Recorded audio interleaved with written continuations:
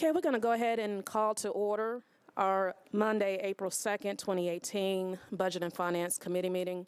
If there isn't any objections, we're going to take RS 2018-1123 at the end of our agenda for consideration of time.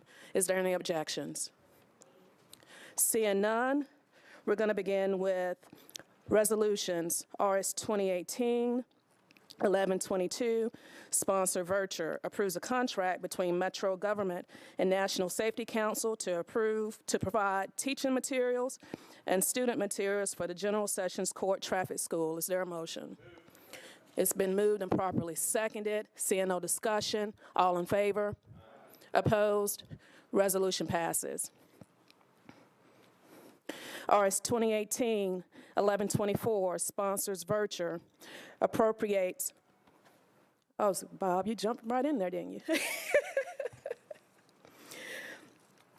Appropriates $7,141,000 for the benefit of the Administrative Department, Davidson County Sheriff's Office, Metro Nashville Police Department, Metro Nashville Fire Department, Board of Fair Commissions, and Department of Public Works. Is there a motion? It's been moved and properly seconded. We have council members in the queue for discussion. Councilman Mendez. Thank you. I see in the analysis where $163,100 of this money would be appropriated for the Board of Fair Commissioners, and that will be used for additional electric costs, security services, temporary services, and repairs and maintenance.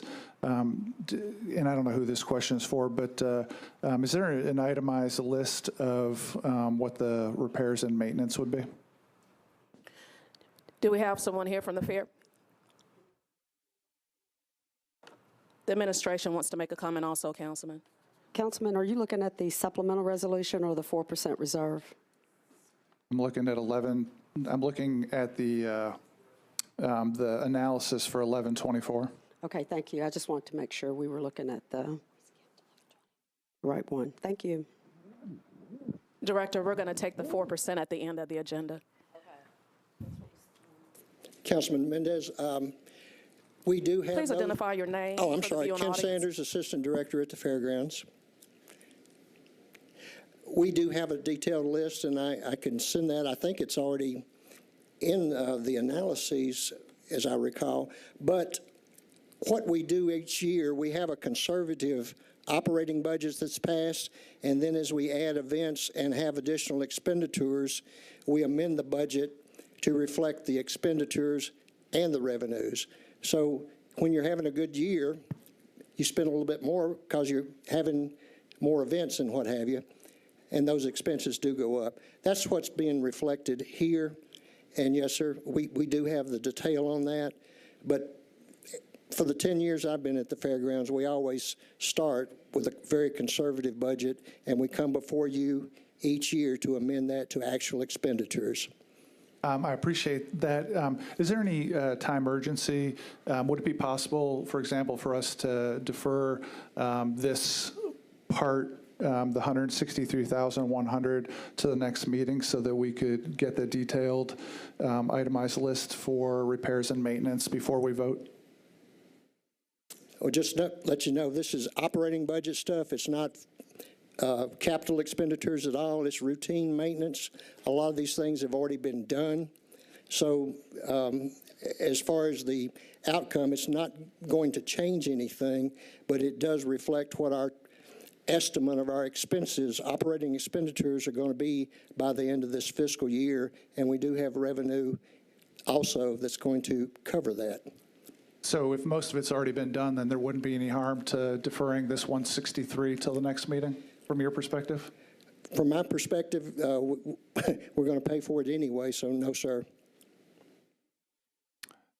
Madam Chair, I'm not sure what the right motion would be, but subject to hearing everybody else's comments, I'm interested in seeing if we can defer the $163,100 for the Board of Fair Commissioners until after we see an itemized list of what the repairs and maintenance would be. Councilman Mendez, I'll check with Attorney Jamieson. I believe that motion will have to come in the form of an amendment. Madam Chairman, This is covered by generated revenues. We're not asking for Metro to supplement $163,000. It's money that we've already generated. Councilman Mendez. I understand, and my request remains. Thank you, Councilman. I'm going to come back to you. Councilman Schulman. Thank you, Madam Chair. Just based upon the total amounts that we're looking at, I'd like to hear from the sheriff. I know he's here. Kind of what happened with the salaries and what happened because of the changes at the Harding complex. Thank you, Councilman Schulman. Sheriff Hall. Thank you, Madam Chair and Councilman. We, several years ago, 2 years ago, I think, I came up here because of a late decision that year to leave the Metro soccer field park open on Harding Place. I think you guys, or at least the administration, funded some upgrade on the fencing and cameras and lighting to keep both the park open and the facilities. What was not funded, and this is somewhat on our part because we didn't know at the time what it was going to take, were the positions to secure that space, that whole site. It is 28 security officers, 24 hours a day, not all at the same time, of course, which was not funded. And we should have asked for that year. We did not. Tried to see what it would cost us to run it all year, and that's what this is to make up that difference. That once you build the hardware on the site, it's a very secure campus, but we have officers working 24 hours a day to keep that maintained. And I appreciate that. So the funding that we're looking at is to fund it for this year. Does this amount take care of funding those extra positions that are necessary? Yes, sir, for this year, but going forward as well. As long as we're going to be on the Harding campus, you're going to, and I've spoken with the administration on the move forward, but this was because we didn't ask for it this time last year to fill the vacancy. Yeah, I guess my question is, okay, so it's taken care of this year, but as long as you're on that, and so you're going to be on there, we're not exactly sure for how long, much longer. But this same amount is going to be required for next year as well, or is there going to be an additional increase? No, it should be roughly the same amount, maybe with some escalation there for raises and so forth if that goes into the budget. But the other thing to keep in mind that we need to, as a city, to discuss is that was done at a very, I don't know if you remember, a very late, really not very well thought out idea. It costs the city a lot of money to build the security hardware, but then now we're paying for the staff out there. I think the real question, and maybe not tonight, but as we open the facility across the street, is does the city want to maintain the park out there and the correctional facilities that will stay there? Because if so, this may be a repeated cost every year as long as you do both. And I think that's a very good question. I think from the standpoint of discussions, have those discussions been held at this point to figure out what happens when that move is eventually made? Of course, from the correctional side, we talk about it all the time. The issue has always been that when you finish the beds across the street, that's 700 beds. There's probably 2,500 people out on Harding. So you have to leave it open. Right. I think the decision that we need to make, and from our practical standpoint, I don't think you can run a public park inside of a correctional environment without keeping it secure the way it is today. And so as long as the park is there and there are inmates, it would be my recommendations that we continue to pay for what's in the budget today. Okay. Well, anything like that I think is helpful to keep us informed because those discussions are, I guess, would be ongoing, and we're going to have to make some decisions when that time comes. So anyway, thank you. I appreciate it. One last question, Madam Chair, and this is, I think, to the fire department. I think there's some money in here for overtime pay. I believe that's right. And I just was curious as to, yeah, it's $1.3 million for increased overtime in the fire department. Just be interested to know how that happened. Thank you. Thank you, Councilman. Let me see if I can get this correct. Director Chief Swan. You got it correct. Director You Swan. got it right. I am Director Will Swan, Nashville Fire Department. Yes, we're actually, the $1.3 million basically is for our staffing shortage and also the paid family leave. And we just don't have the funding to actually to take care of that. So that's where you get the $1.3 million. And one last question. Did we expect that, obviously, when we were looking at the budget year, or is this something that just came about because of the family leave and just because you didn't have enough staff? Well, we just don't have enough staff. It's not a surprise to us. Now, the paid family leave is actually something that was hard to, to put into that equation. But the staffing issue was very much aware of. We was aware of that last year. And I guess just to follow up, next year, same type of problem? If we don't get the proper staffing, absolutely. Okay. Thank you. Thank you, Councilman. Councilman Cooper. Thank you, Madam Chairman. A couple of questions, starting off with for finance and Talia, if she would. A definition of the undesignated fund balance of the general fund. What is exactly that, and how much money is in the undesignated fund balance of the general fund? Let me see if I've got the numbers in terms of undesignated fund balance, just to try to simplify it as much as I can. That's our savings account. That's our rainy day fund. Well, is that achieved by, that's the unspent amount that every department doesn't quite spend onto budget, and then this is left over? So this is an active savings account. Yes, you have pluses and minuses coming Okay. in. And so where is the undesignated fund balance these days? I can tell you, I mean, on any given day, it's going to change, and that's Right. my hesitation of saying today it's X value. How can it change if we're actively saving into our savings account? That's how it changes, because it Oh, it's always increases. going up.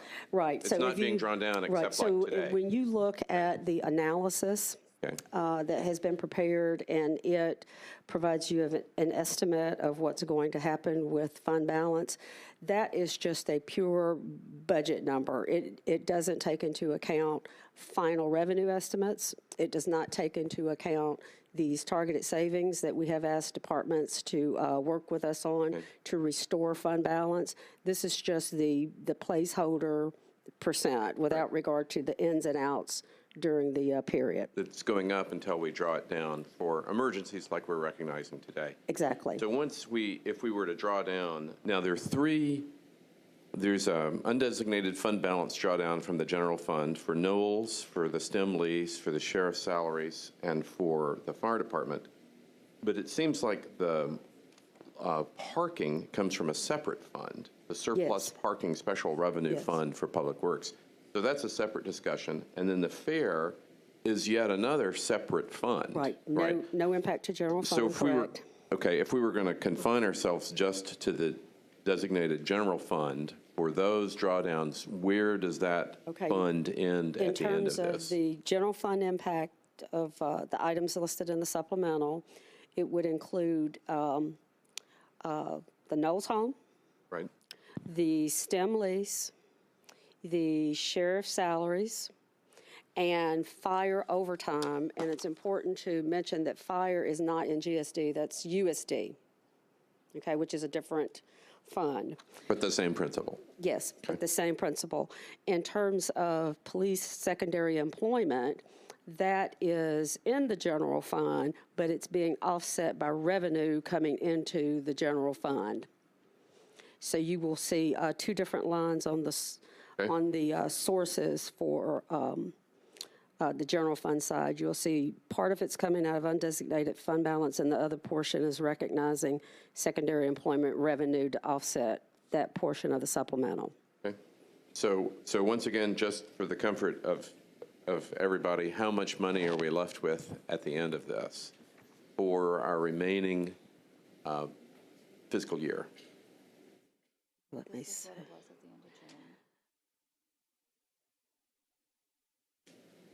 Without taking into account, again, the revenue estimates or any of these targeted savings, the fund balance after appropriations for all supplementals to date, including the one we did for hospital authority, Okay. okay? All right. We will be at roughly 31.6 million. 31.6 million.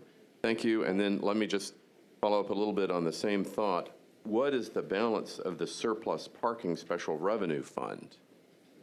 And That's one of my questions I asked. Yes, it's about $1 million after this. After this.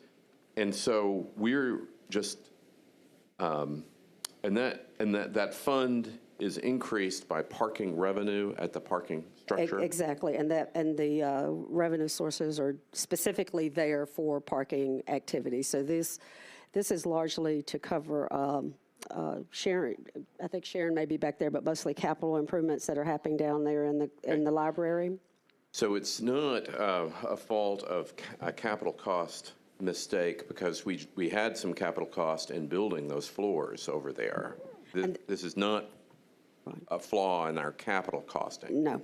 And this is intended to be there to cover those expenses. And there are some projects that we wanted to go ahead and get started over there in the library. So I think I had to remind them that money had to be appropriated. Okay. Okay. Well, and then back to the Fair Board, the $163,100. In recognition of the revenue above the amount budgeted, really that's saying that they're making that much more revenue and then they're getting to keep it? It's a mix between revenue and use of fund balance. Okay. It's so they've, And is it's a that balance. all of the additional money that they have No, made? they'll have remaining after this almost $300,000 left in their fund balance. So they could cover some of more of their own expenses than had been anticipated in the general FY18 budget. Yeah, but we're not providing them any type of Metro subsidy this year. The fairgrounds is not getting a Metro subsidy. Well, but it is getting millions of dollars spent for improvements. For capital. Capital improvements, Yeah. yes. So technically, yes, you could. And famously, $135,000 worth of plans have been spent on fair property. That is Fair true. property. Okay. Appreciate it. Thank you very Is much. that helpful? It is. Thank you. Thank you so much, Councilman. Councilman Glover. Thank you, Chair. All right, so Sheriff, if we could, I'm sorry to go back. I mean, normally we try to keep in one topic at a time here, but I'm going to, if I may, Chair, yes. Go ahead. So I think you anticipated, I mean, you pre-warned us that we could foresee this. And as you said, we rushed into this. One of the things that drives me crazy is when we rush into things, it ends up costing us millions of dollars, and we do that on a regular basis. This is a fair thing that's occurred here. And so I think do you have an idea of when the actual move will take place? Are we another year, 2 years away before that actually occurs? Yeah, the schedule, I think they are on schedule. The schedule would be late 19, so let's say fall of 19. We would need a couple of months of transitioning the building. So I would almost say 2020 January is a good time frame for the inmates and everyone to be back. But as I mentioned to Councilman Schulman, I think we owe you a better conversation maybe at a different time that would sound like, what is long-term best for the Harding site? Because we don't have enough beds downtown. We never had planned that anyway. Right. So you'll need to leave Harding as is. And if you want to leave the park open, which is fine, the security apparatus would be built, but the staffing to run that apparatus are really what you're looking at today. Okay. And I asked you before the meeting, and you don't know the answer, and it's okay. I'm not putting you on the spot. But a little birdie says the building across the street's out of square 2 to 6 inches. I don't know exactly what that means, but if we can start finding that out, it's my understanding that could be an expensive proposition on how we get that fixed, if in fact it is true. But if it is true, could you point us in the direction of who do we need to point that question to? So thank you for your assistance on that. All right, on Knowles, the Knowles home, who can answer on that one? Is this the additional money? What is this paying for? Yeah, in the current year budget, we appropriated $1 million to cover the losses at that facility. By the time we got through December, we had already had expenses up to $1 million. So this is to take that number and to annualize it. And I've got a member of my team back here in the back, Mr. Fred Adam, that works with them on a very routine basis and is out there all the time dealing with the management team. So if you've got very specific questions about the extra million, I can have him come to the lectern to take those. Yeah, well, I think the question was, I think, isn't this the property that a few years ago that we got rid of, that we said that wouldn't have cost us any more money, and now all of a sudden we're spending money? I mean, am I missing something from a few years ago where we, quote, sold it, and then? I think this was tied up with that entire development out there and the operator and all of that. Yes, Councilman, it was a very complicated Okay. thing, and it didn't. And so let's go into the fund balance. One thing that was said that I'm kind of took me aback is that we're seeing the fund balance necessarily going up right now. In fact, I think we're seeing anything but it going up. I don't think anybody should be. No. Can I? Yeah, can I speak to absolutely. that? What I said was that in the analysis, we had prepared and provided the council staff a number of where we thought the fund balance would be at the end of this fiscal year. And for example, we said that based on this, that the GSD General Fund would be at about 3.18%. But what that does not take into account are some of the specific actions that we have taken with the Metro departments in terms of trying to identify savings. And if you recall, we had the discussion around impoundments of some accounts and other matters like that. So we're not sure that we will be exactly at 5% at the end of this fiscal year, but we're doing as much as we can to try to get us as close to that 5% threshold as we can to identify savings. Okay. No guarantees, but we are trying our best. Yeah. One of the things that concerned me last year, and if you remember, I questioned why we kept using money out of the savings account when we were doing so well. Do we feel like that we will end up between schools, between debt service, between, I think all told was $74 million that we utilized out of our reserve funds, our savings accounts? Okay. Are we anticipating we're going to spend every penny of that, aren't we? I wouldn't want to commit to a number, but we will absolutely use some of that in this fiscal year. Absolutely. There's no way around it with all of the supplementals that have been provided. We will. There have been years in the past where we appropriated fund balance use and we didn't have to use any. Okay. This is not going to be one of those years. I certainly don't think it will be at this point.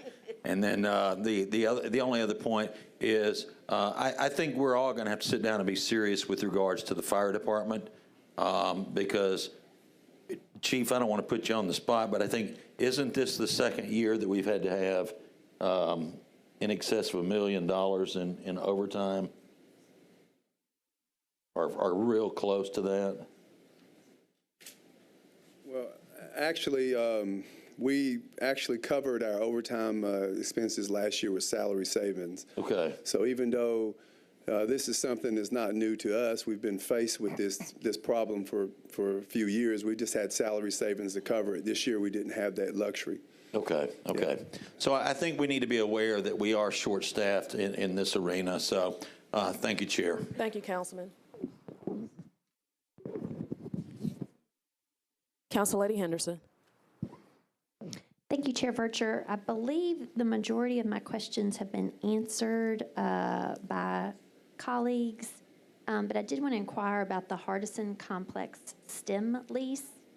Can someone please speak to that? I did not see a description in our analysis speaking to that. You can go ahead. You're on. That's right. The request is a one-time request to catch up rent payments to the state of Tennessee. The lease is roughly 38,000 square feet. It is leased by Metro from the state of Tennessee. Metro, in turn, turns around and subleases it to the STEM Academy Charter School.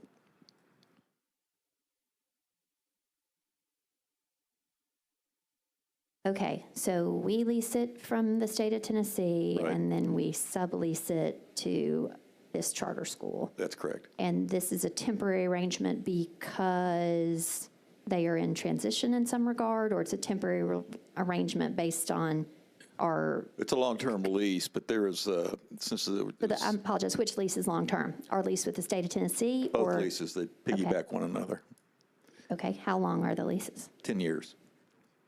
Okay. And then, again, though, can you speak to why the 600,000? Just say that one more time for me, because I lost track of it. It's basically to bring the lease payments current with the state of Tennessee. And they were in arrears, or? They were in arrears. That's correct. Okay, and for what reason? This lease took place at the end of the Dean administration, and because of that, there was some administrative glitches that occurred. Neither the state nor Metro caught this until December. Okay, and then just for point of reference, where is this exactly, the Hardison Complex? I'm not familiar with It's that at the location. TPS campus, where Metro owns property out there as well as the state of Tennessee. Okay, thank you. Thanks, Chair Vercher.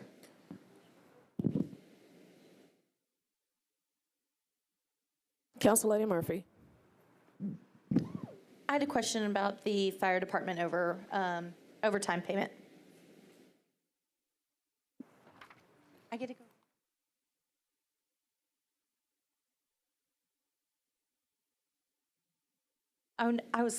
I was talking about other things when you were up here earlier. I just wanted to clarify, we're having overtime payment because we were understaffed? And said yes. Yes, that's absolutely right. And so what does that look like? How many people, how many employees are we staffing per piece of equipment? Are we under, or is this overtime because you're trying to staff fully to 4? Well, basically, in order for us to even operate, we have to have 3 personnel on the apparatus, the engine, truck, or whatever. And currently, we just don't have adequate staffing to, we really need to have, full staffing means we have 5 on each piece of equipment. But once you equate vacation, you have to equate sick, IODs, and all this. You're usually only going to have, if you have a total of 5, that means you automatically cut down to 4. And at the current rate that we're at, we only have 4, I say on probably about 80% of our apparatus, the rest of 3. So the problem is when we have somebody that's off, it cuts us down to either 2 and sometimes 1 on each piece of equipment. So we have to call in overtime. So again, this is an inherent problem that a lot of departments have, but in some of the history going back to find out where this problem stemmed from, and I think back in the recession years, we actually lost 57 positions. I have all that information, and we never really got those positions back, even though our overtime was improved to cover for lack of staffing. It just didn't evolve as the years went on. So now, in the last few years, again, we've always had an overtime problem, but we had salary savings to capture that. We just don't have it this year, period. So that's why it's rearing its head. Again, this is not a surprise to us. It's just that we don't have the covering. So we need to get adequate staffing, which we asked for this FY. So I don't know if you've done the math or can do it. If we were, so like the amount of money we were paying in overtime, if we had those personnel hired, trained on, and fully staffed, would it be cheaper than having to pay all this overtime if we were fully staffed? Well, if you look at the numbers, no, it's cheaper to pay overtime, but that's looking at numbers. I'm looking at people in my department. So I'm more concerned about my staffing as far as, overwork and overwork and fatigue and all the other safety issues. But of course, it's always easier to pay overtime. And are we more likely to have more, I guess, burnout, exhaustion, and injuries on the job when we're doing overtime rather than having staff members, personnel? Well, I would say yes, because again, at this point, we're getting so much overtime that it's actually being turned down, which, you know, I can mandatory that, but we're not going to do that because then it creates other issues. So staffing is our biggest issue, and again, we either fix it or we just maintain what we're doing, but we're going to have to come back. We'll be coming before you again. I mean, And what's the national standard to make sure that for us to be up to the national standard of 2 in, 2 out, and having enough fully staffed equipment? Right. Well, We've NFPA requested that in our budget this year, and that would be how many new staff members to just be at the minimum to follow 2 in, 2 out? Well, that goes back to, again, the staffing that I asked for, which would be 4 per piece of equipment, so it's fully staffed, and we asked for the 67. And if we get 67, that may leave us maybe, I can get more adequate on the numbers, maybe 7 to 10 over, but then that goes to training when we have 6 staff members per to go down for training and et cetera. So the 67, again, this is not a exaggerated number. It is a definitely need in our department, but NFPA 1500 recommends 4 per staffing, so it gives you that equation of being able to work efficiently and fluently. Perfect. Thank Yep. you. All right, thank you. Is there any more questions for Director Chief while he's at the lectern? Councilman Pulley, you recognize. Very briefly, thank you, Madam Chair. Sounds like an age-old problem. When I did this in the 70s, we still faced the same thing. You know, NFPA standards weren't met, and I guess you continue to fight that battle. Very briefly, do you have any academy classes planned?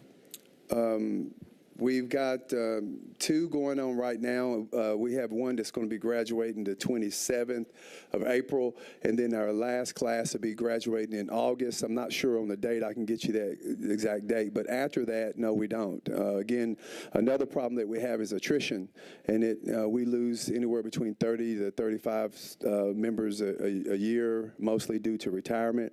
So in order for us to put on a class, you have to at least have 20 personnel to make it worth its while. So our problem is that trying to capture attrition and then keep up with proper staffing, it's just, as you said, it's an age-old problem that we have. But if we are able to get our proper staffing and what we ask for, that will also help with that situation. We have about 254 members that are eligible at this time for retirement. That doesn't mean they're going to, but they're just eligible. And out of those 254, we have about 72 or 74 that are 60 or older. So again, with the problem that we've created throughout the years, we're not having proper staffing. It just equates to you have a little older department, and then the mass when people leave, we don't have the adequate enough numbers to create a class at that time. It just keeps getting you behind, and that's where we're at. Thank you so much, Director Chief. You have any more questions, Councilman Pulley? Yes, I do. How many are in these classes? We have a total of 53. Total of 53 between. Right, so once we get the last class that graduate in August, we'll have a total of 53. If all of them pass their national register, we'll have a total of 53 that will be coming out in somewhere in August. But even with that class that comes out in August, we'll still be understaffed. I mean, even if we don't lose anybody, which we know that's not going to happen because we're already losing staff, personnel to attrition. So again, we'll have 53 out in August if all of them pass. So you will put another class together if you get approval in this upcoming budget year for more personnel. Oh, absolutely. Is that what you're waiting on? Yeah, Okay. we'll do it today. I have no further. Thank you very much. Thank you, All right, Councilman. Councilman Mendez, are we coming back around to your motion for the amendment? Councilman Cooper, did you Thank you, Madam Chairman. Following up on Council Lady Henderson's questions, I have to say I'm still trying to understand them all, and with Mr. Berry here, I think this would be a great moment. The $600,000 partisan complex STEM lease, who is the landlord? Landlord is the state of Tennessee. Okay, The lease itself, but the sublease, we in fact act as landlord. Okay, the landlord is the state of Tennessee, and who is the tenant? Who is occupying the property? STEM Collegiate Academy, charter school. Collegiate Academy. So General Services Administration is paying the charter schools rent on the state of Tennessee property. Correct. The template that was set out during the Dean administration was that the charter schools who would have to spend billions of dollars in upfront monies, okay, to get their buildings operational and situated as classrooms, would receive a rent credit for that period of time where the rent would equal the amount of what we call tenant improvement expenditures that they spent. Okay, but so they're getting the credit from the state, from us. So that is not the same as the rent being charged by the state. They are having to go out of pocket also to the state to pay for their lease, and we are just giving them credit for their own tenant improvements and then giving them cash to help pay for that lease? No. Help me here. No, Okay. that's not correct. Okay. What they're doing is receiving a rent credit for that period of time, whatever the rent is per month, okay? In this case, it's $8.50 a square foot. Now, they're net leases so that all Metro is obligated for is to ensuring the payment of rent. The operating expenses and any future capital improvements would have to be made and paid for by STEM Academy. Okay, but we're paying their rent to the state of Tennessee, and Tennessee has come up with this rent rate, with this charge. That was the lease rate that was agreed to up front. Okay, so, but Metro has to come out of pocket to pay rent to the state of Tennessee in order to have this worthy and well-run school on that site. That is correct. Okay.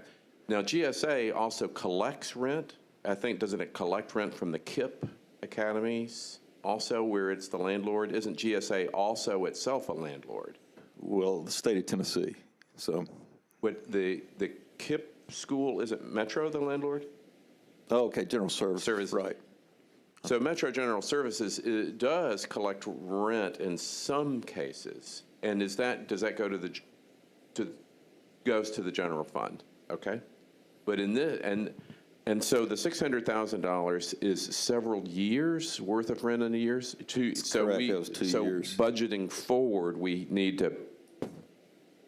We've already taken corrective actions to make sure that rents have been current since January. But the operating budget for GSA needs to be increased by this amount for the next years, right? Right. It needs to, we need to pick that up and going forward. Okay. Are there any other charter school financing arrangements other than KIP and this that we should be aware of? Are you asking along the same template as was indicated? Well, just in the sense of complicated rent exchange. Nashville Classical. So it would be these three schools that would have a extra business relationship with the city.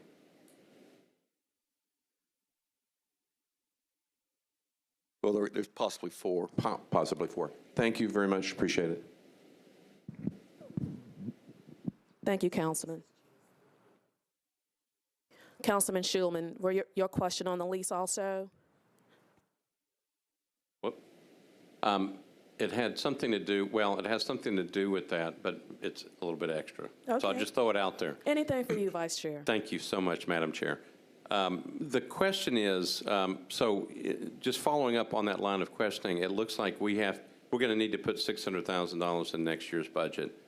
And for a while, for 3 years? Okay.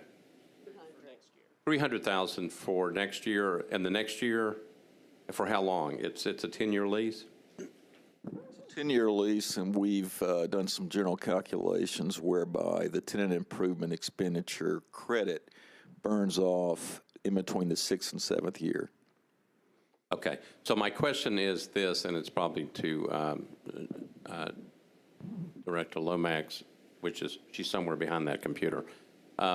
So in terms of all these things that we're looking at right here, that and some of the other things, can you give us an estimate, and it may not be today, but of those things that are going to show up in next year's budget, in the budget that we're going to be looking at in the next couple of months, that are extra, that are things that are going to have to be budgeted for next year, and how long they're going to be budgeted to make sure this lasts? Yeah, I know some of it's going to be difficult, like on the, with the jail and the sheriff's office, but those decisions will have to be made.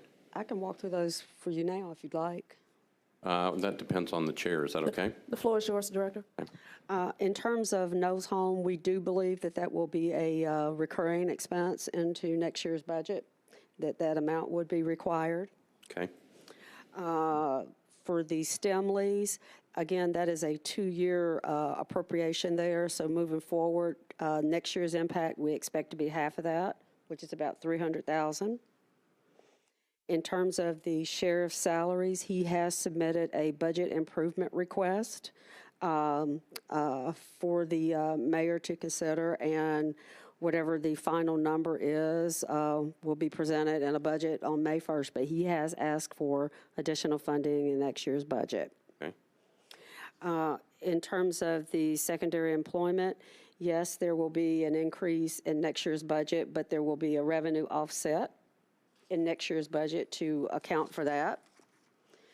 In terms of fire, like the sheriff's office, has requested additional funding into next year's budget, and we're evaluating that right now for consideration for next year. Is that would be for the same amount, or do you know exactly what the amount was? The fire department actually submitted about a $10 million budget improvement request in total. So all of those requests are being considered right now by the administration. Okay. Okay? And it's beyond just this overtime amount. Right. These would have been the items that were discussed in the recent budget hearings. The Board of Fair Commissioners, they have put in some nominal, I think, improvements for next year into their budget, but they're all covered by their revenue estimates. And the Public Works Surplus Parking Fund, again, that is really to address capital needs over there at the main library. So that is not a recurring expense. Right. Okay. All right. Thank you so much for going through that. Thanks, Madam Chair. Thank you, Vice Chair. Councilman Glover. Thank you, Chair. I will stay on the lease now with regards to STEM. So I'm trying to remember what the numbers are per student that Metro pays. I want to say it's roughly $9,700 to $9,900 per student, all told, give or take. I may be off, 400, 500, whatever the case is. But all the other charter schools are required to pay their leases out of that amount that they receive. Is this funding in addition to what Metro pays per student allocation for?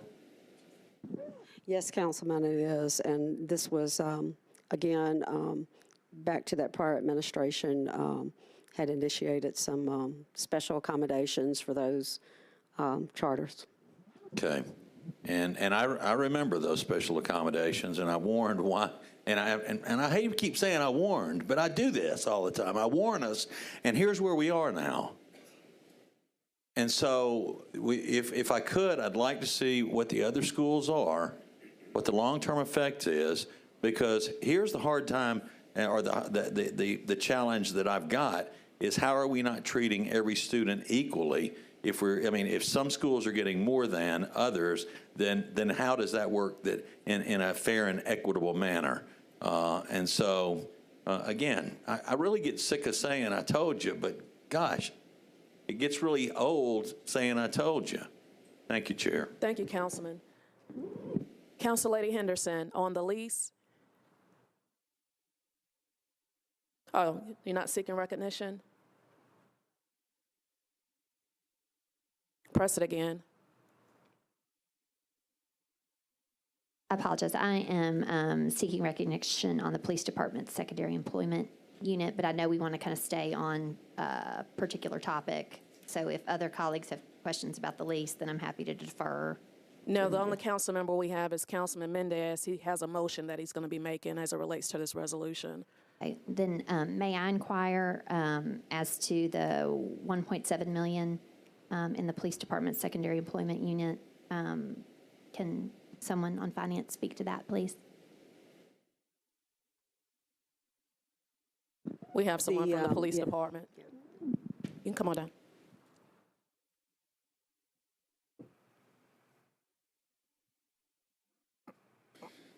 Chief Anderson, Police Department. Cheryl. Cheryl Kennardine. I'm with the Fiscal Affairs Division.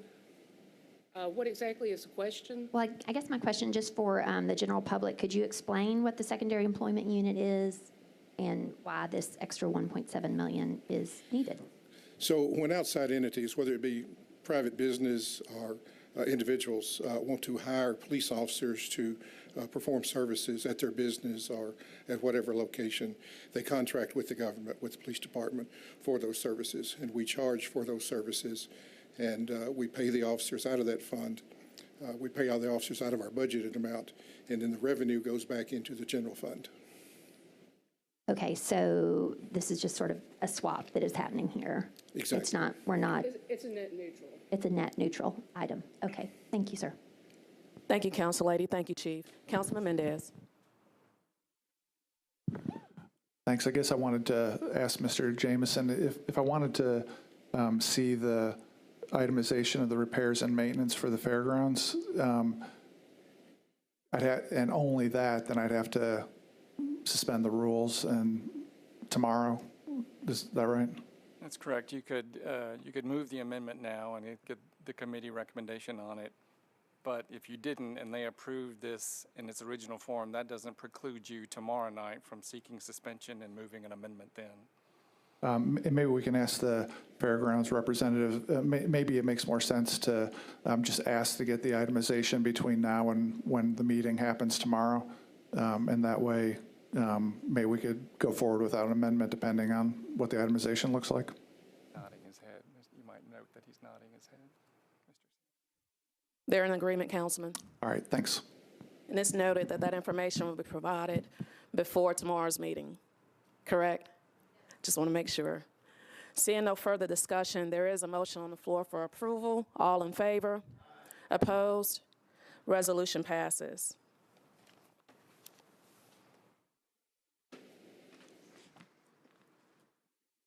RS 2018-1125, sponsors Vircher and Gilmore, authorizes the execution and delivery of 3 economic development incentive grant agreements. Is there a motion? It's been moved and properly seconded. Councilman Cooper. Thank you, Madam Chairman. Again, a couple of questions for Finance. When last we saw this in June, it was $1 million. And at that time, it seemed to be split evenly between Ken Burns and Nashville at $500,000 apiece. How is this, where did the Rolling Stones money come in and not this balancing? And then if you would come in about what is our formal legal commitment both to Nashville and to Ken Burns? Because I think both of these are part of multi-year commitments, in effect, aren't they? Yeah. In terms of Nashville and the Ken Burns, I don't know that there is a legal commitment. I'm going to look at John Cooper. Is there a there? But it's more of a commitment that was made by the administration to fund it over a certain period of time, but you're not going to see a legal document that says you were going to receive X each year. Is that right, John? I just want to make sure. That's what these agreements are making the actual allocations. But, because the council has to approve that. Last June, we Yes. put it in the FY18 budget, Yes, so we to speak. put in, if you look at the specific line item, we had put in $1 million for music incentives.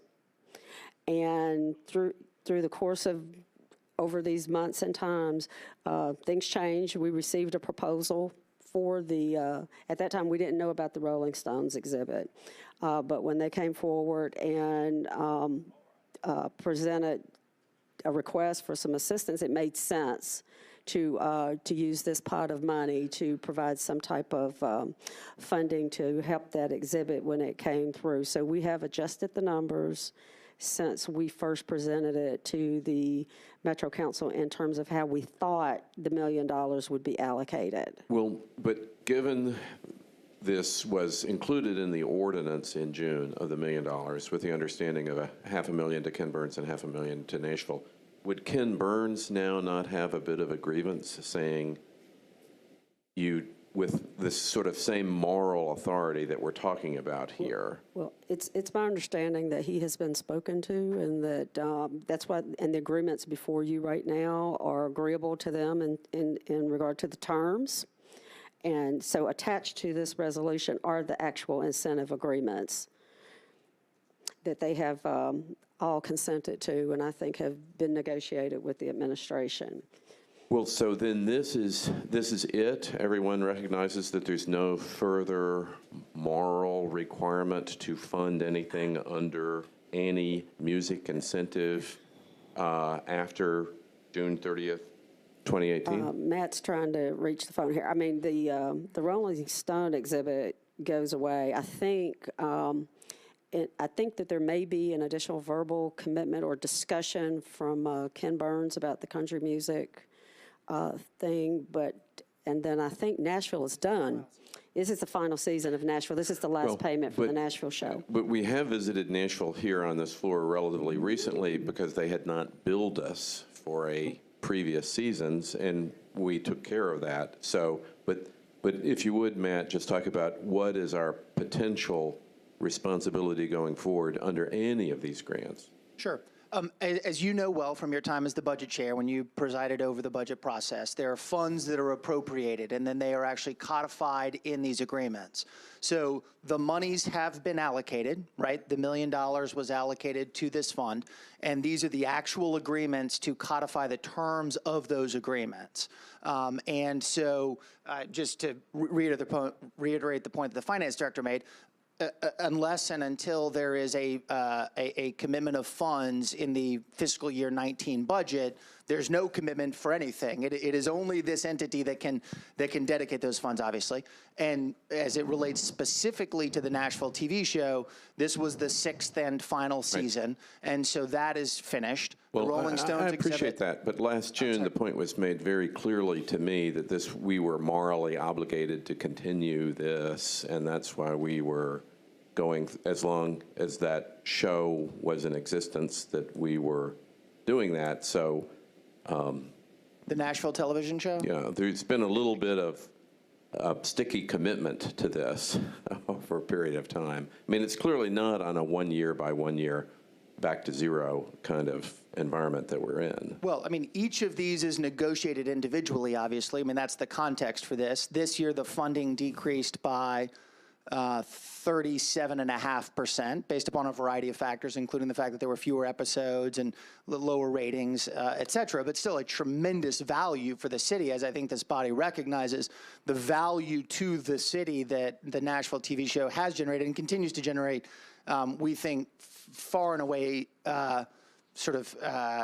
gives us a tremendous return on these investment dollars, and that was part of the reason it was put into the budget last year, and these are the agreements to codify that. Let's expand a little bit. They are also receiving funding from the convention, from the marketing bureau here, which is supported by taxes.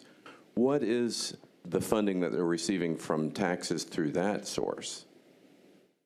For season 6? For any of it, for all of it. I mean, it's not, I mean, part of the question is how did this end up on the general taxpayer when we do collect hotel taxes going specifically for our marketing? Sure. And this is clearly a marketing expense, and yet the general taxpayer ends up picking up additional money. Sure. Yeah, I mean, these are complex negotiations, obviously, that include a variety of factors. The benefit to the city is not simply from, something like the benefit to the city received from the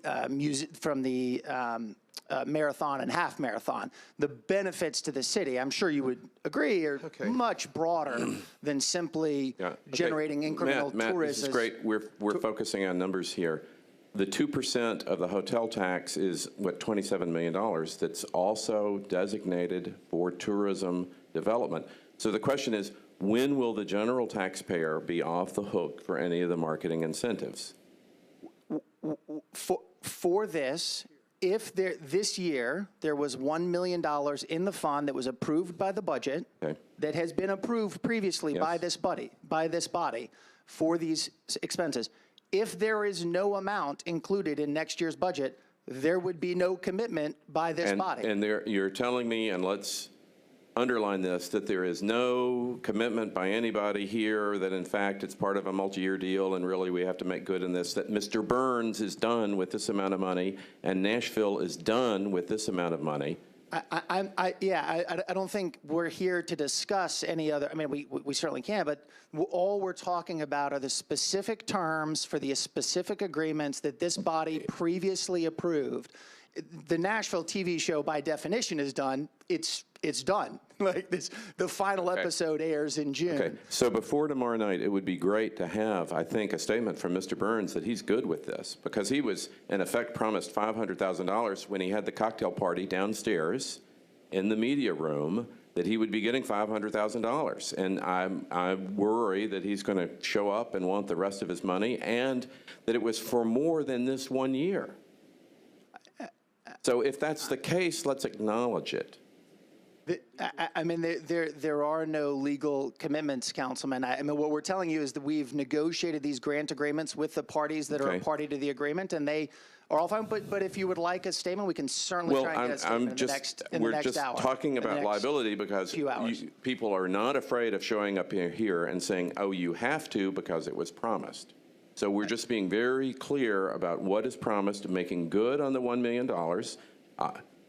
But because you've reallocated the money underneath this, having lived through this last June, I do want to be careful about what the expectations are on this case, and then also to acknowledge that this is about what the general taxpayer is doing on this, separate from the taxes collected by the marketing.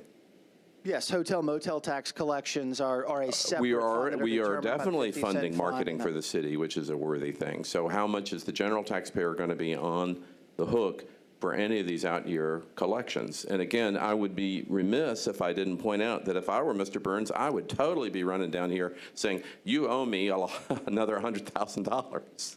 I'm not sure. I certainly understand that. I mean, I'm not sure why you want to create an issue that is not an issue. Not creating an issue. I'm solving an issue for June. Agency when in next year's budget we can zero out the general taxpayer's obligation here without anybody saying that it should be anything other than zeroed out. Okay? Thank you. Thank you, Councilman Cooper. Mr. Wiltshire, will you make sure that we get that correspondence also? Absolutely. Thank you. Councilman Glover. I'm going to translate if I may. We're short on money next year. I think we all know that. Here's $1 million. I think that's what's trying to be said. Thank you, Chair. Thank you, Councilman. Vice Chair Shulman. Thank you, Madam Chair. Just one question. When was the Rolling Stones exhibit, when was that negotiated? Do you remember? I don't remember a precise date. I believe it was in the fall, but I don't want to. I don't recall specifically. Okay, so because I was trying to remember, I don't remember this last year at budget time, so it would have been after that. Is that right? Okay. Correct. All right. Thank you. Thank you, Vice Chair. So to make sure I understood, that was added after we had already passed the ordinance. Just to be clear. Sure, it was essentially an allocation of dollars of a pot of money that was in the budget ordinance that was not specifically legally tied to any one entity. It was sort of a fund available for marketing of music-related events, which Got it. the Thank music, you. the Rolling Councilman Stones event would be. Davis. Thank you, Chair. Just want to say I'm happy to honor this final commitment we have, and just say we made several votes over the years, and I think the city really benefited from all the investing we did in the show. So thank you, appreciate it, and glad to tidy this last one up, and the show's over. Thank you, Councilman. Councilman Pridemore. Thank you, Madam Chair. And also, I do want to add that this is I know there wasn't any contract signed for this commitment, but it has been a commitment of each year. But also that we are not the only ones assisting with this. And the funds the revenue that it generated was way outweighed the expense. But also the state, I imagine tourism, also felt like it was a beneficial project because they are too contributing, and their share, I believe, is quite a bit more than ours. Is that right? That's a great point, and one I neglected to make in answering the specific question. You're right. The state's invested to the tune of about 10 times what the city has invested. So they That's feel a good like. point to note. Thank you, Madam Chair. Thank you, Councilman. Seeing no further discussion, all in favor? Opposed? Resolution passes. RS 2018-1126, sponsor Vercher, authorizes the Metro Department of Law to compromise and settle the property damage claim of Patty Bramblett against Metro government in the amount of $28,800. Is there a motion? It's been moved and properly seconded. Seeing no discussion, all in favor? Opposed? Resolution passes. RS 2018-1127, sponsor Vercher, authorizes the Metro Department of Law to compromise and settle the claims of Candace Horton and Patrick Parnell against Metro government in the amount of $42,000. Is there a motion? It's been moved and properly seconded. Seeing no discussion, all in favor? Opposed? Resolution passes. RS 2018-1128, sponsors Vercher and Roten, approves an application for a Youth Development Center grant from the Tennessee Department of Finance and Administration to the Nashville Public Library to improve community adults' readiness to support positive child-youth development and cultivate safe environments in the lives of children, youth in school settings, after-school settings, or at home through training, coaching, evaluation, or tools. Is there a motion? It's been moved and properly seconded. Seeing no discussion, all in favor? Opposed? Resolution passes.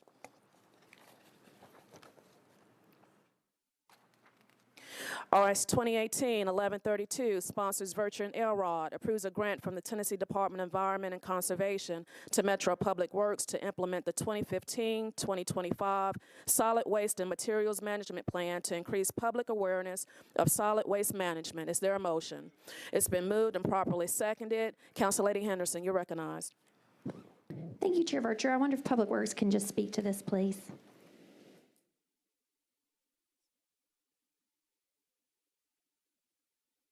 Yeah, Sharon Smith from Public Works. This grant is one that we're going to use to develop a program called the Recycling Advocates, which is going to be a volunteer-led program out of Public Works. We have already sort of started working with community groups, getting folks that are interested in talking to their neighbors about recycling. And the major portion of this grant is actually going to fund making better decals for our recycling carts. A lot of the recycling carts that are out there have old stickers on them that say plastic is not allowed in the recycling carts, and we still have people periodically that contact us saying, you know, why do I have to take my plastic to the drop-off site? So using these volunteers and purchasing these larger, better English and Spanish decals, we're going to be distributing them through the program. Okay, and so that's just a 50,000 local match on the? Yes. Okay, thank you so much. Thank you, Council Lady. Seeing no further discussion, all in favor? Opposed? Resolution passes. Now we're on bills on second reading. BL 2018-1123, sponsors Glover and Swope, amends the Metro Code to require memorialization and approval of internal agreements between departments, boards, commissions, or agencies of the Metro government valued in excess of $500,000. Is there a motion? It's been moved and properly seconded. Any discussion? Seeing none, all in favor? Opposed? Bill is recommended. BL 2018-1125, sponsors Virture, authorizes the Metro Department of Law to compromise and settle its claims against Teleport Communications America, LLC, for unpaid right-of-way franchise fees and all expenses related to the litigation of such claims, and authorizing the establishment of a franchise arrangement with Teleport. Is there a motion? It's been moved and properly seconded. Seeing no discussion, all in favor? Opposed? Bill is recommended.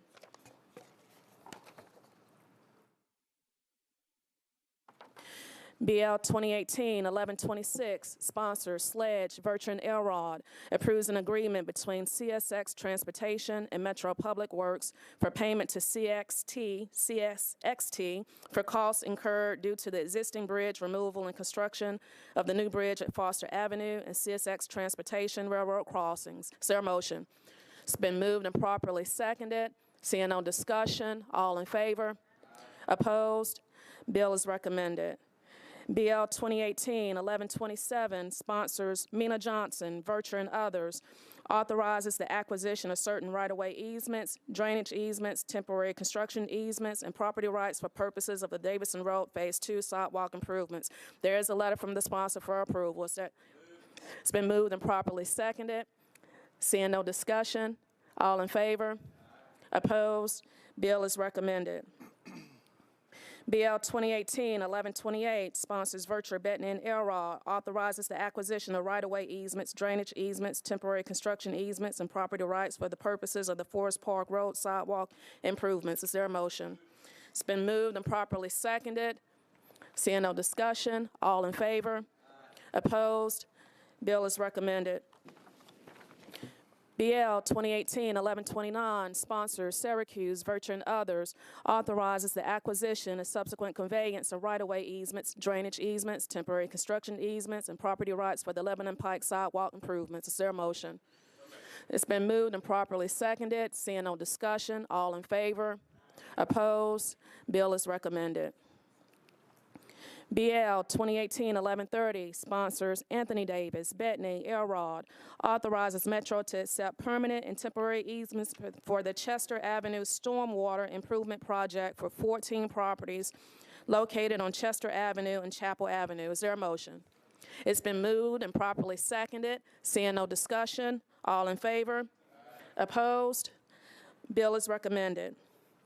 BL 2018-1136, sponsors Pulley, Virtue, and Bettany, authorizes the conveyance of a remnant parcel of property at the intersection of Hillsborough Pike and Crestmore Road. Is there a motion?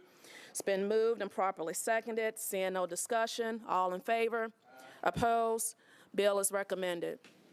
BL 2018-1139, sponsors Syracuse, Virtue, and Bettany, approves the Donaldson Transit-Oriented Redevelopment Plan. Is there a motion? It's been moved and properly seconded. Any discussion? Hit your button, Councilman. Councilman Syracuse. Thank you, Madam Chair. In accordance with the resolution we passed at last council meeting, moving the public hearing to April 17th, I'm going to defer this until then. Thank you. There's a motion to defer April 17th. to April 17th. I'm sorry, I'm not in the committee, so I guess somebody needs to. There's a motion to defer to April 17th. Is there a second? Discussion on the deferral, Councilman?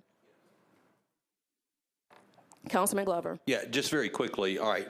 So I'm sorry I didn't hear the primary purpose for the deferral. It's to be heard where? Councilman Syracuse. Thank you. In order to get out of the fray of all the zoning bills that are tomorrow, MDHA and I discussed this, and we're going to do a special public hearing on April 17th. So at the last council meeting, I did a special resolution in order to move it to April 17th. Okay. All right. I just wasn't used to normally happening at the next meeting. But thank you for expanding that for us. Thank you, Chair. Thank you, both councilmen. There's a motion on the floor to defer. Seeing no further discussion, all in favor? Opposed? Bill is deferred to April 17th. BL 2018-1140, I've signed on to this, Mike. Amends the Metro Code and authorizes the creation of South Nashville Central Business Improvement District and to appoint a corporation to act as an advisory board to the district with the necessary powers and authority to carry out the purpose and intent of the district. Is there a motion? It's been moved and properly seconded. Seeing no discussion, all in favor? Opposed? Bill is recommended. Now we're back on the resolutions. The 4%, RS 2018-1123. And what we're going to do, we're going to take questions as it relates to the particular items as outlined in the analysis.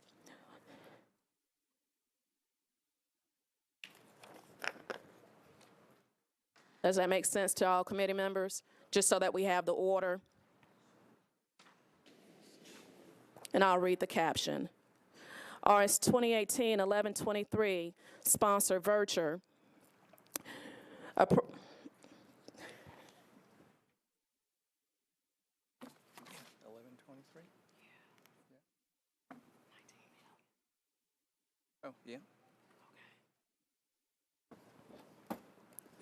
Appropriates $19,759,100 from the general fund reserve fund for the purchase of equipment and building repairs for various departments in metro government. Is there a motion? It's been moved and properly seconded. Before we get to that, Council Lady Murphy, are you going to be offering your amendment?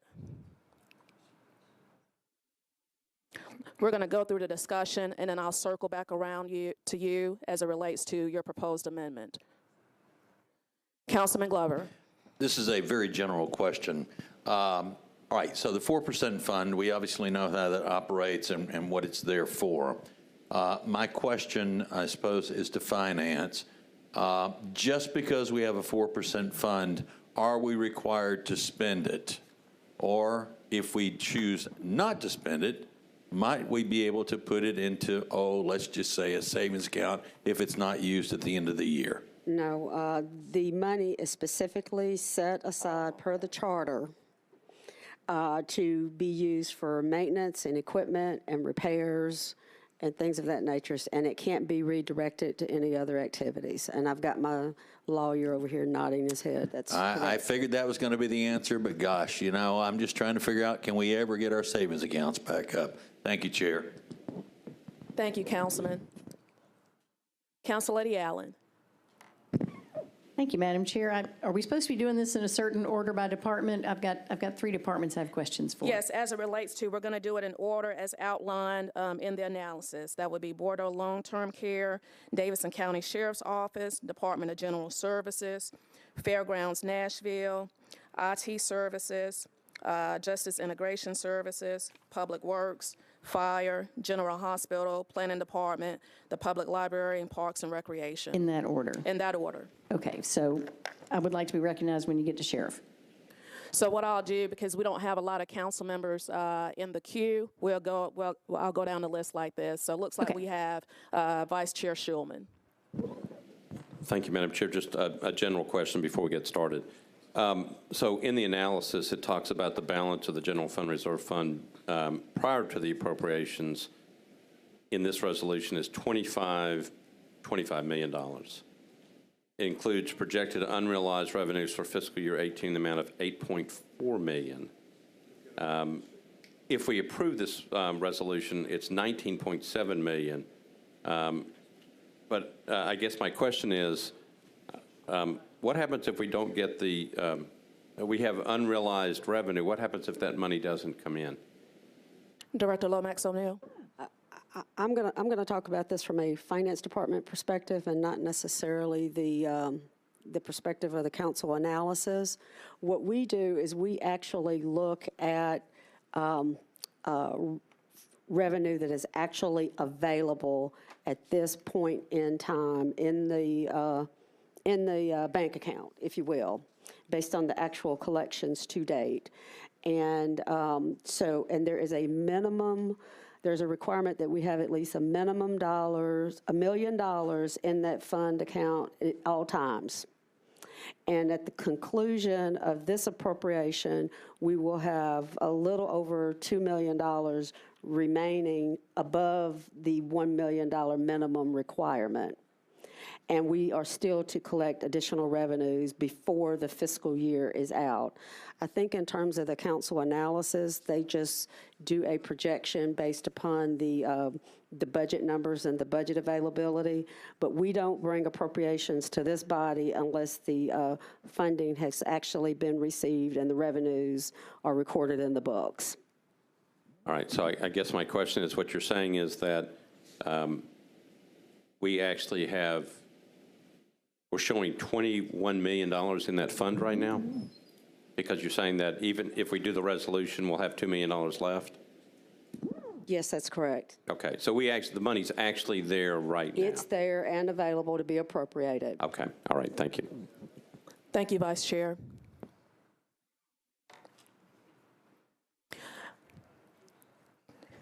Do we have any questions for Bordeaux Long-Term Care Facility in Knowles Home? I'm just going to go down the list. Vice Chair Schulman. Thank you, Madam Chair. Just a question. It's, I think it's $200,000 for equipment and building repairs. Just interested as to what that equipment's going to be. I think it's Ms. Whittemore. No, that's not.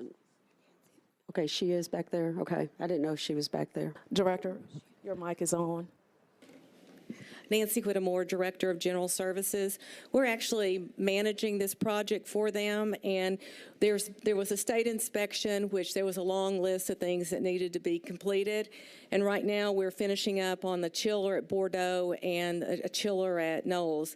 These two things that we're working on next will be, there was a recommendation to put individual air conditioning units in some of the rooms, and also fire caulking. So those are the two things that this $200,000 will be used for. Okay, thank you. Thank you, Vice Chair. Councilman Glover on Bordeaux.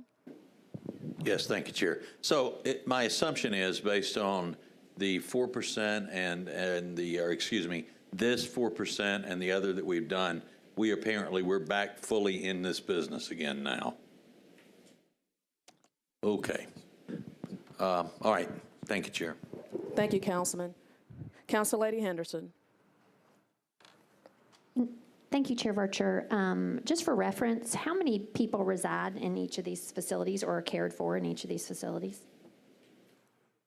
Like how many beds versus how many people are there? Ms. Whittemore, you have that information? Fred?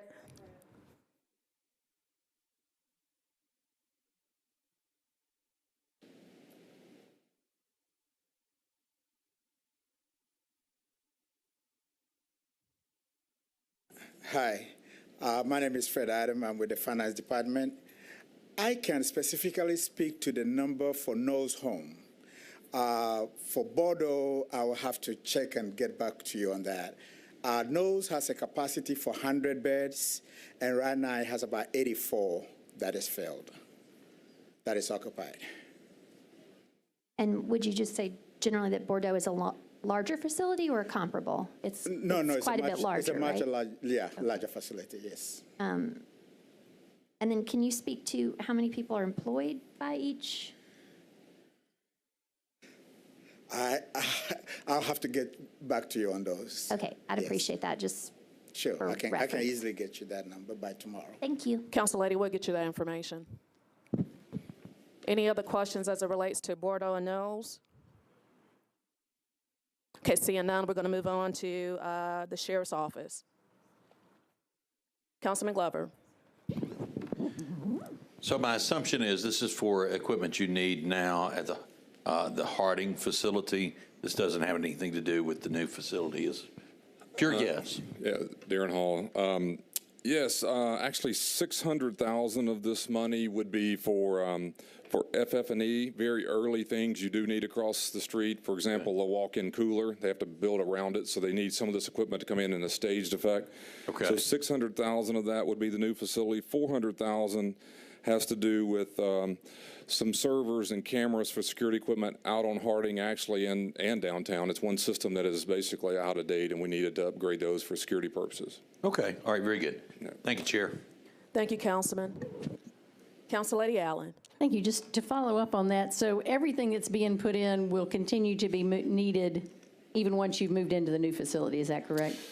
Yeah, the way they explain it, these are kind of FF&E items that you need right now. Obviously, furniture and stuff would be later, but some of this needed to be built around as a construction, and we've gone to the contractor and general services to tell us when to order and when we need this. We worked with Talia on what portions we needed now, and this was the figure. Okay, thank you. All right. Thank you, Sheriff. Now we're on to general services. Seeing no questions, fairgrounds. Councilor Henderson. Chair Vercher, I actually did have a question for general services regarding Ms. fleet Whittemore. replacement. Thank you.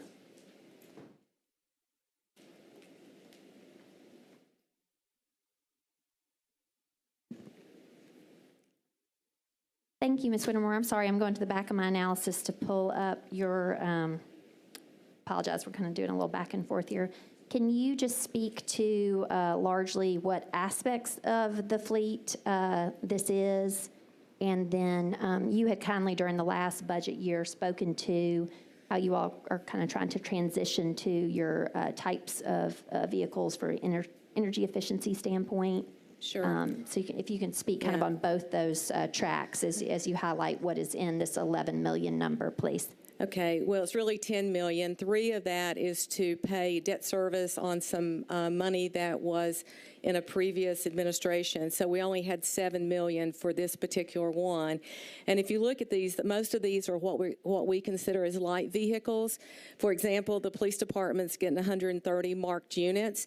And when we look at our replacement, this will take the police department, their mileage on their vehicles are very high, but this will take us down to 115,000. They have some now that's got 120,000 on it. So most of these units are based on mileage. You have a couple of things with the fire department, which is a ladder truck, and you've heard from the chief today about their needs. And then we have 4 trash trucks, and then 3 utility trucks for the library. And the sheriff's department has 10 marked units, and Park Police have 8 marked units. All of our vehicles that we take in are flex units as far as fuel, where that they can use either ethanol or regular gas. So all of these would fall in that category. Okay, and for a police cruiser, how much does that cost? $30,000. And then do we have, I guess, set up contractually a vendor with whom, because we buy out so many of these things, that we're getting the best We do. We possible have a rates we can contract for? in place where we purchase from a dealer, yes. Okay. And so the Park Police vehicles, are those the same as the police cruisers, but they're just detailed differently to? The parks, police, and sheriff are all pursuit vehicles, yes. Okay. And then I apologize, you spoke to the police cars, the ladder truck, Park Police, sheriff, and I feel like I missed another one. We had Public Works with 4 trash trucks, which are the front end loaders, and the library 2 utility trucks, which is for their maintenance staff. Okay, so front end loaders pick up dumpsters? Yes. Okay, and then so that, can you speak to, and that may be Public Works, but, you know, I guess we brand them locally sometimes, but, you know, it's Red River with whom we are subcontracting. So can you kind of speak to how that works? We do that for domestic trash pickup, but we do in-house for dumpsters. Can we? Public Works will need to respond to that. Thank you. Sharon Wallstrom, Council Lady Henderson, we do in-house for the dumpsters. Okay, so then that's just commercial pickup, or that's at Metro facility? It's at Metro facilities, but also as part of the charter, we're required to pick up 1 dumpster per week for certain businesses that are in certain areas. Interesting, per the charter. Per the code. So that's what we do. We go around a lot of the apartments we pick up once a week, dumpster pickups. Okay. And so just because we have that codified, we did not have that codified, would you just do that under the Red River contract instead? No, Red River or- doesn't pick up dumpsters. They only pick up trash carts. For us, that's the only contract we have with them is residential trash carts. Okay, I appreciate that. And then Ms. Okay. Whittemore, can you speak to the $3 million in debt service that you mentioned off the top there? What was that related to? Finance would need to respond to that. Could you repeat that question? I was having a little sidebar. The over $3 here. million This is regarding the the debt $3 million service. debt service on the, that's allocated in this 4%. Yeah, what happened in the prior administration is there was a need for heavy equipment, and there was a specific allocation made in a capital spending plan for heavy equipment with the intention of using 4% money to pay off the debt service for that heavy equipment being purchased. And so this $3 million that was split out to be paid back over a 5-year through 5 allocations. And so this is the 4th installment toward that debt service repayment. So if you look at prior 4% allocations, you will see where this has been done on 3 different other occasions. This is number 4 of 5. Okay, so help me understand then. I mean, typically out of 4% fund, we would just buy these vehicles outright, but because it was heavy equipment, can you just speak to what heavy? Because it was heavy equipment, and those vehicles have a longer life cycle. So you may have, like a vehicle may have a life cycle, I'm just going to use an example of 4 to 5 years or 10 years or whatever. A heavy piece of equipment may last you 20 or 25 years. Okay, but what is a heavy piece of equipment? I don't know what that is.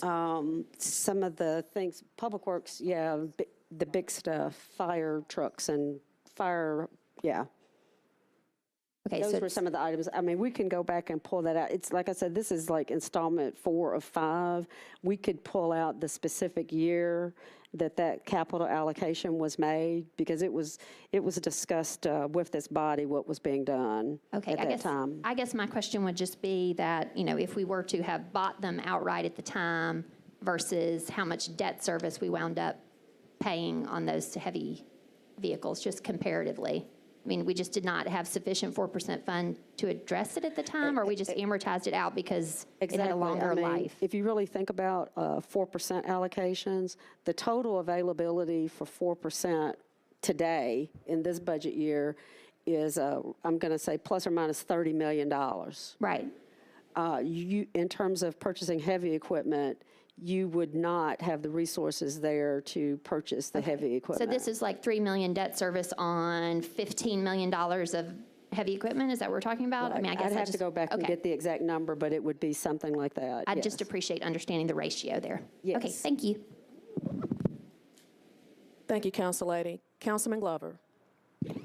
Thank you, and I'm going to piggyback on that if we could, to finance.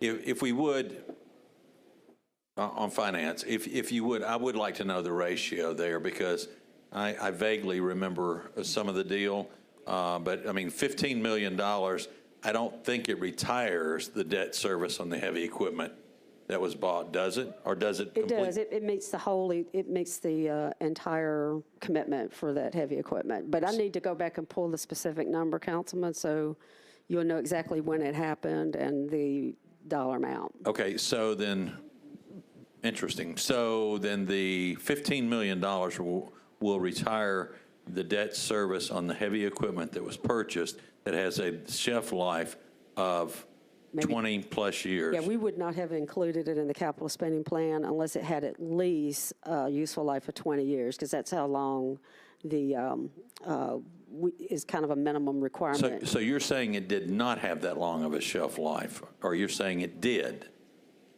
I'm not hearing something properly, apparently. Okay.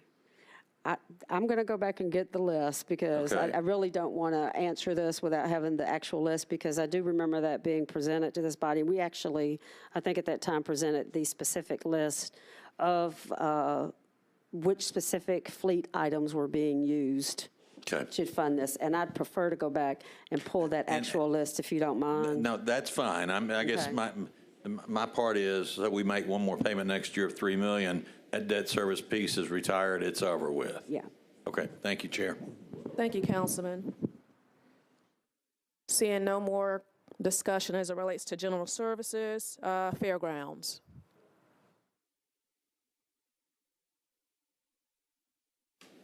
No discussion on fairgrounds. Information technology services. Any discussion on information technology services? Councilman Pridemore. Thank you, Chair. He's on his way up. He's on his way up. Keith Durbin, ITS. Thank you, Mr. Durbin, for joining us today. Naturally, I think you may know what my question is. I think I brought it up about 6 years ago. This equipment that you're replacing, is any of it pertaining to remote parks, monitors, the surveillance system? Is that? So none of this, as far as I am aware, but we are consistently working with parks to put additional surveillance equipment in place. We actually have a schedule that I can provide of projects that we have upcoming for parks. But if you'd like me to, I can go back and see if any of the network equipment, which is really the only equipment on this list that would pertain, I can find that out for you. Well, it's not necessary. As long as I have, if you could provide the list, the schedule. Of the park safety cameras? Yes. Absolutely. I'd certainly appreciate it. Thank you. Thank you, Chair. Thank you, Councilman. Council Lady Allen. Thank you. Just had a general question about radios. Yes. Because I didn't know people still used radios. Is that police radios, or who is still using that technology as opposed to just cell phones? So it's a great question, and we actually have our entire public safety community, NES, general services, many departments and agencies use those radios. The fire department, and they are centrally run and managed by ITS. Great. Okay, thank you. Thank you, Council Lady. Thank you, Mr. Durbin. We're moving on to Justice Integration Services. Any discussion for Justice Integration Services? Seeing none, we're going to move on to Public Works. Any discussion as it relates to Public Works? Council Lady Henderson. Thank you, Chair Vercher. I see $1.5 million for replacement carts. I know staff was speaking earlier, Ms. Smith was speaking to recycling carts and new stickers for those, but I assume these are trash carts as opposed to recycling. Can somebody sort of speak to the lifetime on those and how many we have out on the streets and how many we have in reserve and so forth? Sharon Wallstrom, Public Works, Council Member Henderson. These will be replacement carts for carts that are out there that have been broken beyond repair or damaged beyond repair. It also serves for new homes that are built inside Davidson County. We're still sending carts to those in the USD area. Okay, so that's included. And it's recycling and trash. It's just carts in general, so it will be both. And what is the cost per cart to Metro Place? I'd have to go back and check, but it's in the area of $46 a cart. Okay, so that is how many carts then? I don't have my calculator here. I'll have to go back and look. The last time I checked, I think it's roughly somewhere around 300,000 carts that are issued and out on the streets. This will just go out as needed. And I could go back and look at the prior year and see how many we issued. Okay, so this is just a reserve of Yes, it is. carts. Okay, and then can you also speak to these ITS upgrades for tech systems, please? That is for our CityWorks system that's used by several different departments. Public Works has not upgraded this system to the new software programs that CityWorks has out there. So this is going to allow us to use, instead of buying a license for every user, it will be an unlimited number of licenses. We use this in the hub call center. It generates work orders for our men out on the street to fix things such as potholes. We also use it in our engineering department to track lighting and to track parking meters and several other items. And it's also used in our permits department. It helps us with issuing the permits, and this would upgrade their system. Understood. Okay, can you speak to, I know when y'all initially started using the CityWorks platform, what in the Public Works space was using CityWorks? Was there really nothing at all? I mean, it sounds like this is in all different areas. It is in all different areas, and we're just using an older version of the CityWorks platform. They've got new software enhancements that would allow us to do more with what we have. Okay, and when did we start using CityWorks? It was just within our term, right? Or no, it was No, prior? it's been before that. It's been around, I would say at least for the last 7 or 8 years. I'd have to go back and look. All right, and then I understood, did you all have, and I don't know if that's in Mr. Durbin's space, but did you all have kind of a committee of sorts that would look at particular functionalities in CityWorks to kind of onboard that into the system? So something that you and I have been talking about is streamlining the fee in lieu of sidewalk payment. Right. And the fact that, you know, right now, which is unacceptable, people leave development services and have to come over to Public Works to pay that. Correct, and we have streamlined part of that, but this would help us do it even more. Okay. It has a better permitting system than the package that we're using right now. And so who consults with you? Does somebody in ITS look at you from a systems and process management standpoint to understand? Yes, they do. We had an ITS audit last year, and we have a contractor that's been, or a consultant that's been working with us that also works for ITS. And he's come in and looked at all the systems, and this is one of his primary recommendations. And who is that consultant, please? His name is Jesse, and I can't, Turner. Okay, and for whom does Jesse Turner work? He is sitting out at Public Works part of the time, and he's sitting at ITS part of the time. But he is paid by ITS. He's a consultant for ITS. Okay. Specifically related to CityWorks implementation in Public Works? No, he's looking at all of our systems after the audit and some of the audit recommendations and helping us to come up to speed on some of the things that were recommended by ITS's audit out at Public Works. Okay, great. I appreciate that. Thank you. Okay. Thank you, Council Lady. Vice Chair Schulman. Thank you, Madam Chair. Sharon, if you could, well, one question about the cards. I know that we just approved an allocation for cards for folks who had just come into the Urban Services District. Is that right? Yes, sir. That was the annexation out in the Madison area primarily. Okay. So on this, let's say they are $47 a card. It's $500,000. If you just divide it out, it's about 10,600 cards. Where do we get them, or are they someplace else, and then they just come in when we need them? Right now, we have been keeping some spare inventory out at the old thermal ash monofill, which is off of Cement Plant Road. Yeah. So we do try to keep some on hand, and we are issuing about that many every year or more. Do you know how many we have right now out there? We're very low right now. Okay. All right. Okay, and then the other question I had for you is, at the bottom of your sheet, Public Works has not spent all the money that they've been allocated from the General Reserve Fund yet. Do you know what hasn't been spent yet?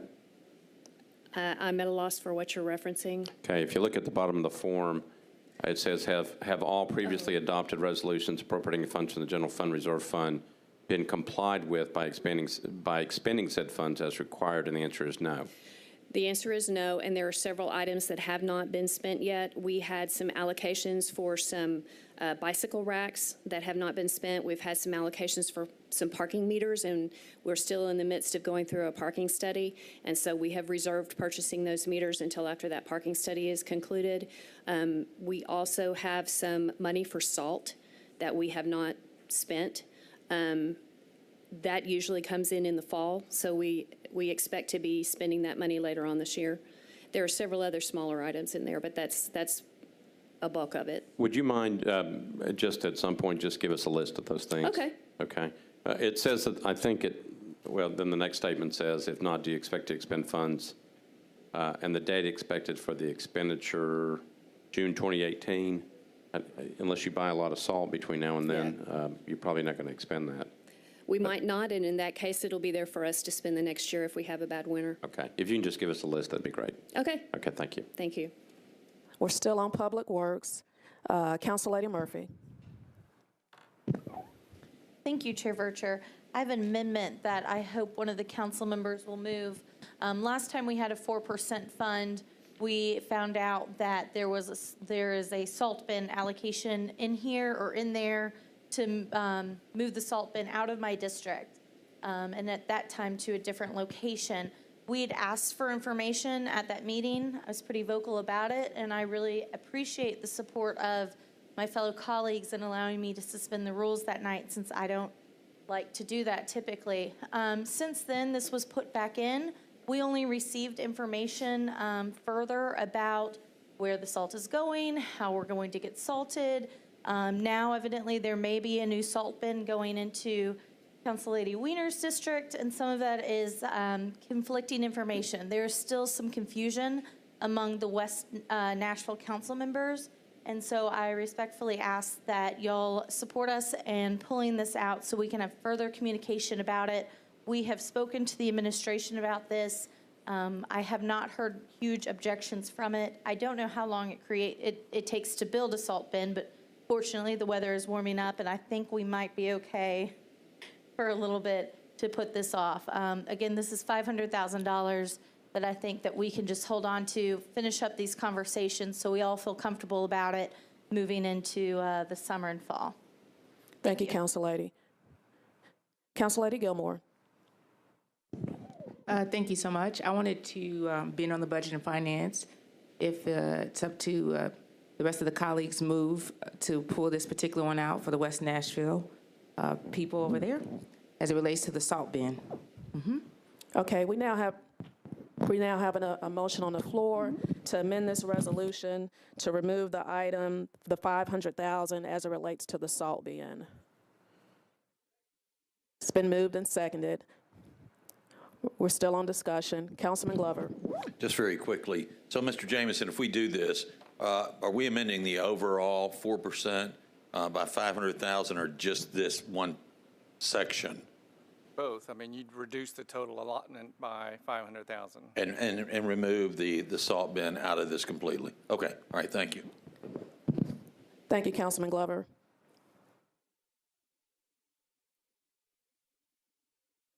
Councilman Davis. Thank you, Chair, for recognizing me. I am not on this committee. Mr. Jameson or Finance, either one can answer this.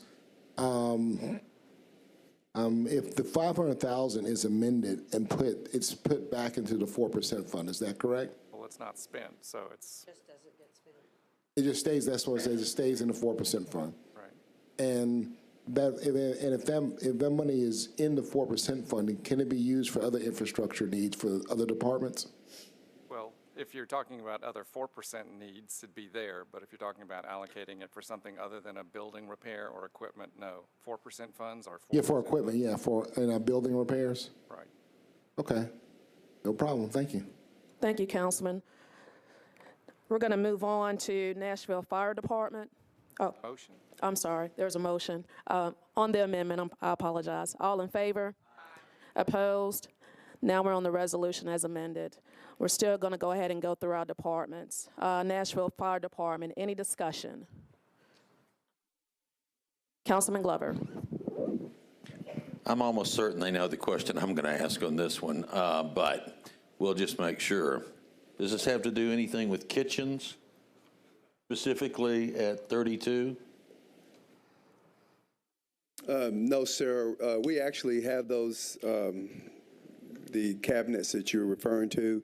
If you've been over it lately, we actually have those. We're just waiting for our procurement to actually get them installed, but they're actually on the premises as we talk now. Okay. So we're good. I know that makes you happy, and me too. That makes me ecstatic. Good. Thank you. That's easy. Thank you, Chair. Any more discussion for the fire department? Okay, seeing none, we're going to move on to General Hospital. Any discussion as it relates to General Hospital?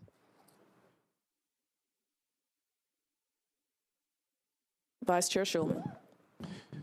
Thank you, Madam Chair. Just to find out what the miscellaneous equipment and maintenance will be for. Do we have someone here from General?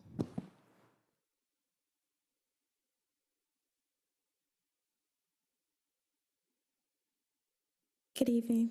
I'm Dawn Alexander. I'm the Chief Nursing Officer at Nashville General. So the three key areas that the 4% will cover are related to our Central Sterile Department, which is a department subsidy of the OR, the operating room, and it is the department that's responsible for making sure our equipment is sterilized prior to use on a patient.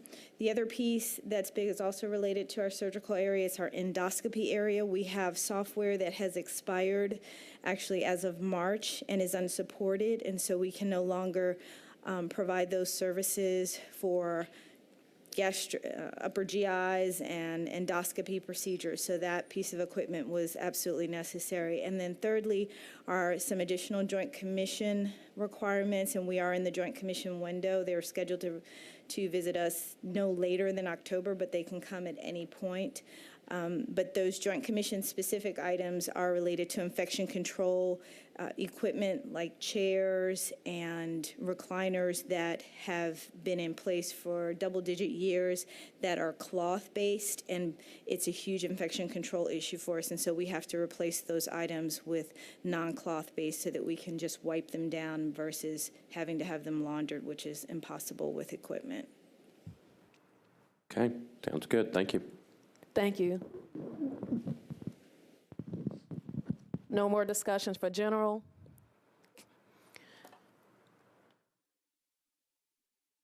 Councilman Davis. Thank you. Got a quick question. Do you guys still need the CAT scan, correct? Yeah, that's good. Sorry, Councilman. I know that you guys still need the equipment for the CAT scan, new CAT scanning machine. Is that correct? We're still limited to a single CAT scan unit at the hospital, yes. Okay. It's working well, but we just have one. Just have one. Most hospitals have 5, 6, 7. 3, 4. 3, 4. How much is a CAT scanning machine, new one? 8 to 900,000. 8 to 900,000. Okay, no problem. Thank you. All right, thanks. Thank you, Councilman. Now we're on to the Planning Department. Any discussion for the Planning Department? Okay, any discussion for Nashville Public Library? Okay, any discussion for Parks and Recreation Department? Councillady Henderson. Thank you, Chair Vercher. I just wonder if somebody from Parks can speak to these particular items, please. Sure. Monique Odom, Metro Parks and Recreation. The request is for $1.5 million. The $1 million of that request is for demolition of the Greer Stadium, and that is demolition to make the property safe. So there will be no frills. So that would include demolition, grading of the property, adding topsoil, turf, some moderate landscaping, and then some fencing for the retaining wall just to make the area safe. So that will really be it. And then the $500,000 are for equipment and maintenance supplies for across the park system. Some of those items would include ground maintenance, small equipment, weed eaters and such, and also for our golf maintenance area, tables and chairs for some of our facilities, and some smaller equipment. So that's for across the system. Okay, Chair Odom, I'm Director Odom, I apologize. Sure. Chair Vercher, Director Odom, sorry.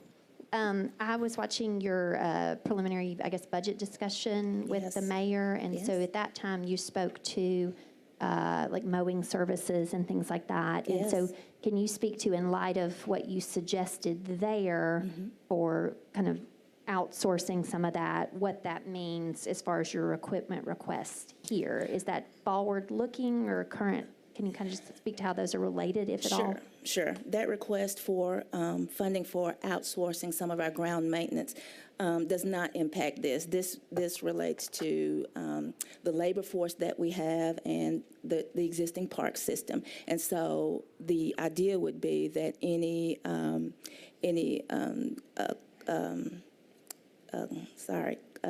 outsourcing, I'm sorry, I couldn't think of the word. No worries.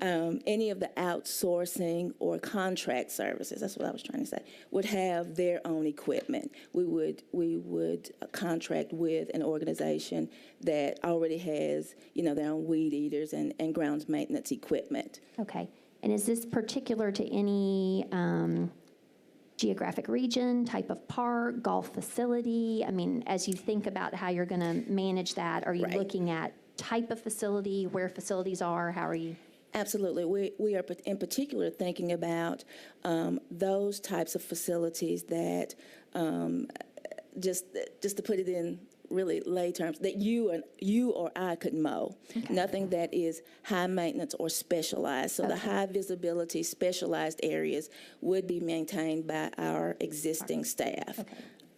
I appreciate that. And then last budget season, I think I'd asked Ms. Whittemore, but I kind of put that to you as well. Mm-hmm. To what extent are we, with new mowing equipment, making sure that it's not particularly noxious and loud and all that? I mean, there's been lots of improvements in that sort of equipment. What are we doing to kind of use best practice, environmental friendly type stuff, please? I'd yield to Ms. Whittemore if she's still here, but I will say that our department does work with general services in that area of transitioning equipment to more efficient and fuel-efficient types of things. Okay, great. I appreciate it. Thank you. Thank you, Councilor Henderson. Councilman Glover. Thank you, Chair. Just a very quick question. The Greer Stadium demolition, has any other plans been done for that property, or is this literally just to get rid of the stadium, just to clear the land, but not to do anything else whatsoever with that piece of property? That is absolutely correct. Okay, and then my other question is going to be to finance. Can the 4% fund be utilized for the development of other parks, specifically, let's just say something that might be out in the Hermitage area? 4% is dedicated for maintenance, equipment, and well, repairs. it seems to be using it for demolition here, so. We're using it there because that is a kind of, that is really a maintenance issue, because as Director Odom mentioned, it has become a safety hazard at that site, and we need to address that. Okay, well, again, let's just pretend like there might be a park out in Hermitage that has some buildings that might be a safety hazard as well. Just wondering, maybe at some point we're going to actually look at that. Thank you. Thank you, Councilman. Councilor Allen.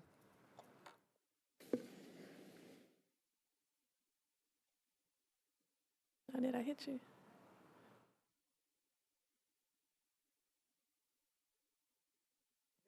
There you go. Thank you, Madam Chair. Just to get it on the record one more time, the demolition at the stadium does not include a certain batting cage that is there. No, it does not. It does not. It's the stadium only. Gotcha. Demolition of the stadium only, and to get it to a safe place. I get it. Thank you very much. I appreciate that. You're welcome. Any more discussion for parks? Councilman Davis, are you seeking recognition? Councilman Davis. And you don't have to have this answer today, Director. Luby Center, is that underneath your jurisdiction? Luby Theater is, Theater, yes. yes. It is. How much would it be for a new air? I've heard they need a new air conditioning system. For the gym? Yes, ma'am. It is, I believe that's already been in place. That was one, Luby was on a list of several older community centers where the gyms were not air conditioned, and we've been implementing those and putting those in over the past couple of years. So I think this summer it should be fine. Okay, so they've already got theirs. So I was going to ask you if you could find out how much that is. Oh, I can. I can, and I believe that I can. I'll follow up with you on that. No problem. Thank you very much. You're doing a great job. Thank you so much. Thank you, Councilman. Seeing no further discussion on the resolution as amended, And just want to recap for the committee. The amendment will modify the resolution that would appropriate $19,759,100 to $19,259,100 from the General Reserve Fund for the purchase of equipment and building repairs for various departments, particularly reducing the allocation to Metro Public Works as it relates to the new salt bin. That's what I said, right? I apologize. I was reading off the wrong one. Off the 4% funds. Thank you, Councilman Glover. Mr. Jamison, did I articulate that correctly? Okay. Now we're going to take the vote on the resolution as amended. Seeing no further discussion, all in favor? Opposed? Resolution passes as amended. And we are adjourned.